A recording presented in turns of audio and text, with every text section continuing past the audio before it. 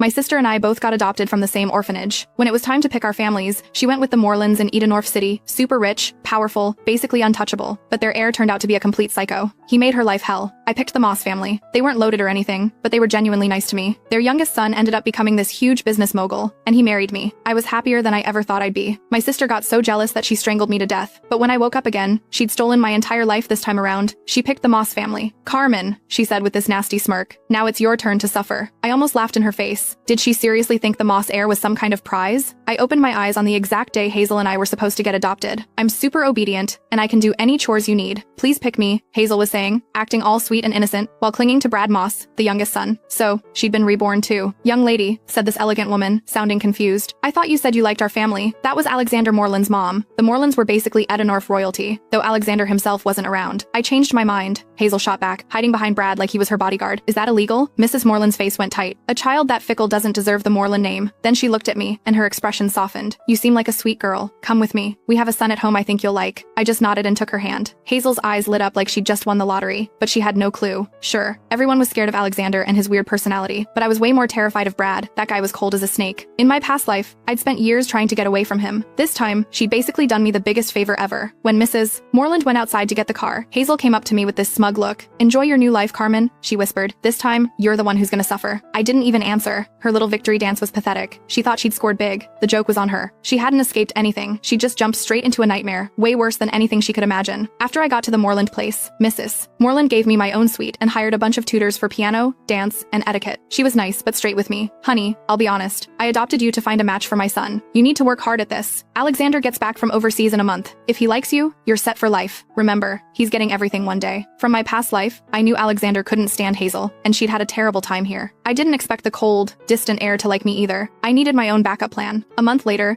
the Morelands threw this huge party to welcome Alexander home. All the big shots in Edenorf showed up, including the Moss family since they had business connections. Across the ballroom, Hazel spotted me right away. She was wearing this white dress, trying to look all innocent, and came gliding over with a sharp smile. Have fun tonight, Carmen, she whispered. This is gonna be the most humiliating night of your life. I remembered this party from my last life. That's when she first met Alexander. He'd taken one look at her, made a disgusted face, and told her to get lost in front of everyone. She'd clung to him anyway, announcing herself as his future wife. He'd literally kicked her away. But I'd been reborn too. I knew how her story ended, and I'd already planned something different. Hazel was waiting for me to get humiliated like she did. She was in for a shock, but she was about to be disappointed. Right before Alexander was supposed to make his big entrance, I caught him in a private study. It was our first time meeting. He was way taller than me, seriously good looking, and had this cold, don't come near me vibe. Yeah, he definitely wasn't easy to approach. I handed him a document.